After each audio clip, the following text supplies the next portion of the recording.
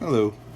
Okay, Chapter 5, Video 3, Outbound Configuration. So, in the last video, we talked about Pauli's four numbers, right? The four quantum numbers.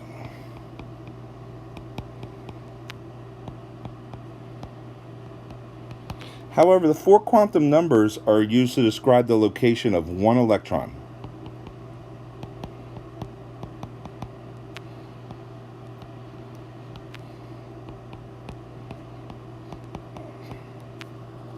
Since it's the valence electrons, the high energy electrons that are used for bonding, this sort of system really isn't very conducive to determining which electrons are going to be available for bonding. A better way to do it is to do what's called an electronic configuration. Now, an electronic configuration describes the location of all electrons in an atom.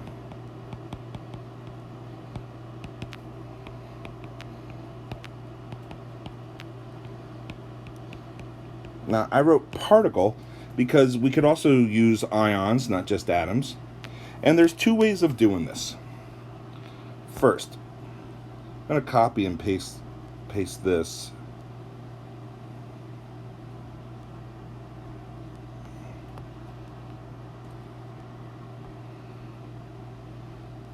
The way that you can do an electronic configuration is to set up an energy orbital diagram. Something like this, right? And in fact, I didn't label it last time, so let's label this. Energy orbital diagram. And let's say we're trying to find the electronic configuration for scandium. Alright, so we look up scandium on the periodic table. There's 21 electrons. So we have to account for where all 21 electrons are. And what you could do is, if you know the filling order on this diagram, now you have to memorize the filling order, then you could just put in the 21 electrons. There's 10, 12, 18, 20, 21. And now what you do is you just record where each set of electrons are. Now, we don't care if they're in the px, py, pz. We just care about a general description of where we can find them. So to do the configuration of scandium, we would write 1s2. Now, it's not 1s squared. What it means is that we have 2 electrons in the 1s orbital. So we would do 1s2, and then the next circle, higher up in energy that I put on the graph, 2s2. So then we go to the 2p shell, and there's 6 electrons in there, so we write 2ps. And then we go to the 3s shell, there's 2, so we write 3s2. And then there's 6 more in the 3p, and we just keep going up from low energy to high energy until we've described where all 21 electrons are. The configuration for scandium would be 1s2, 2s2, 2p6, 3s2, 3p6, 4s2, 3d1. Okay.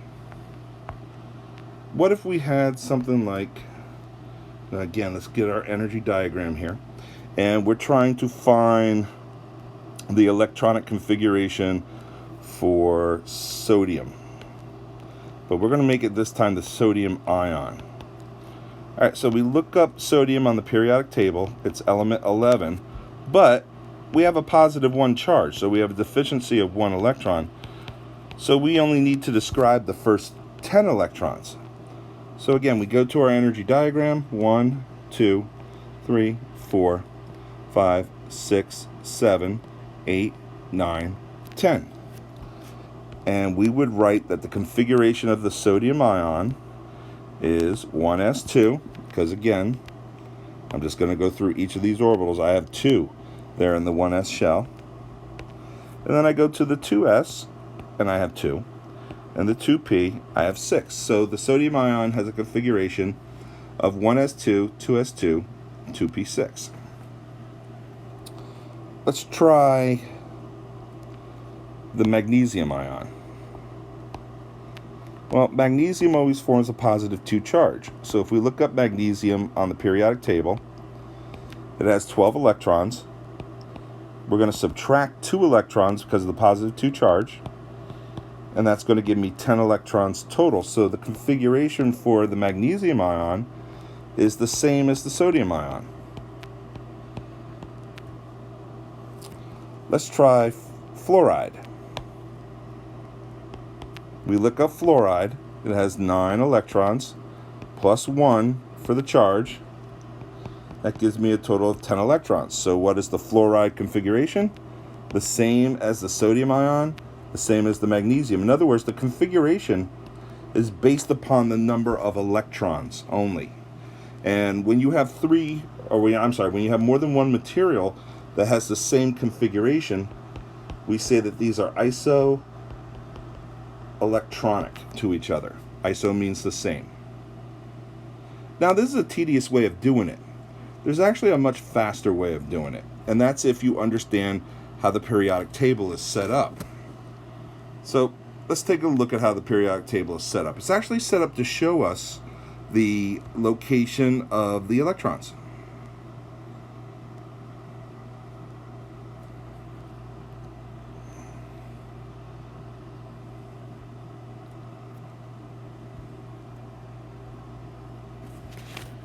So if you make a quick sketch of the periodic table and fill it in, I would do that now. I would pause and put that in my notes.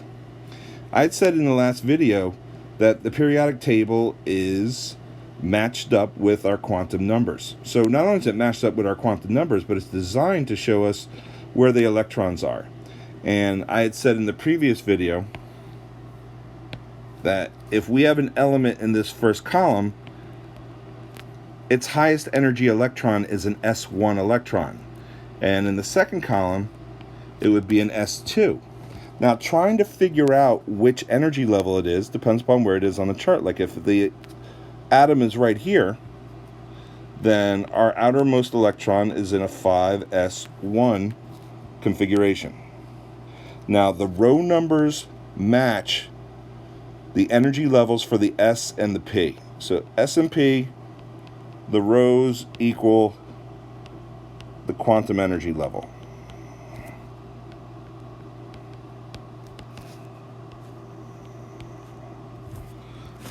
Now for the D shell, we said that there was overlap. So for the D shells, the energy level is going to be equal to the rho minus 1. Now these F shells, which we're going to deal with in chapters 6 and 10, they actually go right here on the periodic table. Now the reason why they cut them out and they move them down is because if they didn't, then the periodic table would be very long and narrow, and you wouldn't be able to put any mathematical information on it like the atomic masses. So they cut it out and they moved it down. So this 4F actually starts right here between the 6s and the 5d. So the F shell has 2 overlaps. So to get the quantum energy level for the F shell electrons, we do the rho minus 2. So if we're in the 6th row, we're actually filling the 4F shell. If we're in the 5th row, then we're filling the 4D shell. If we're in the 7th row, we're filling the 5F and then the 6D. Other than that, the S and the P's are pretty easy because the row number equals the energy level. All right, so how do I use this then? I'm glad you asked to do electronic configuration.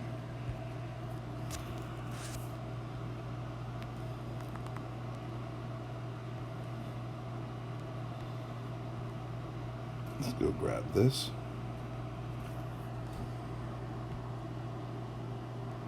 Copy and paste. All right, so here's our periodic table. So let's say in the first example I showed you, I'm trying to find the electronic configuration for scandium. Okay, I can do that. Here's what you do. You find the location of scandium on the periodic table, and then you start right here at number 1. And as you go from number 1 on the periodic table to number 21, you just say what you're filling. So here for number 1 and 2, I'm filling the 1s shell. But for electrons 3 and 4, let's get a better color here because that's fading out. For electrons 3 and 4, I'm filling the 2s. And then from electrons 5 through 10, I'm filling the 2p. So really all I'm going to do is walk through my periodic table until I get to scandium. So I have to go through the 1s, and then the 2s, the 2p, the 3s. Right here I'm going through the 4s, and then right here for scandium I hit 3d. Now 3d how many? 3d1. So I'm filling the other orbitals. So again, for scandium, as I walk through the periodic table, I go through the 1s, then I go through the 2s, and I completely fill them. Then I'm going through the 2p area of the table, the 3s, the 3p, the 4s, and then because of the overlap, the 3d. How many electrons in the 3d? Only 1. Let's try another one. Okay, got my periodic table. Let's say I'm trying to do arsenic. So we'll find arsenic. Oopsie poopsie. Let's find arsenic on the periodic table. Arsenic is right here. And if we zoom in on it, it's element number 33. So arsenic has to have 33 electrons that we have to describe. So I'm going to write that. Arsenic equals 33 electrons. Now, what am I marching through? From spot 1 to spot 33. Going through the 1s, the 2s, the 2p, the 3s, the 3p, the 4s, completely through the 3d, right there to zinc, and then right here is the 4p. How many? 1, 2, 3. It's third column over, so this is 4p3. So what is my configuration? All right, I got to fill up all of those areas I walked through. 1s2, 2s2, 2p6, 3s2, 3p6, 4s2, 3d10, 4p3, and that's a lot easier than drawing an energy diagram. Let's try one more.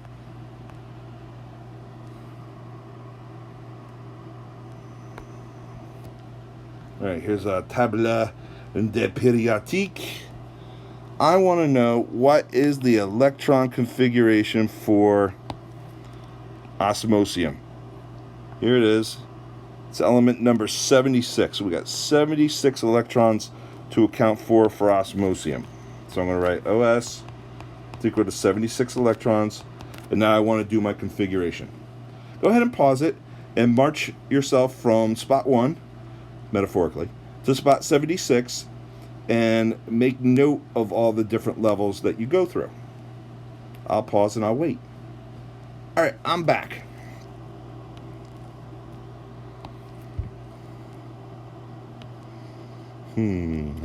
Let's do this. All right, first level I go through is 1s, completely through it, so fill it up. 1s2. Then I go through 2s2. Then I go through 2p6. And then over here to 3s2. Then to 3p6. 4s2.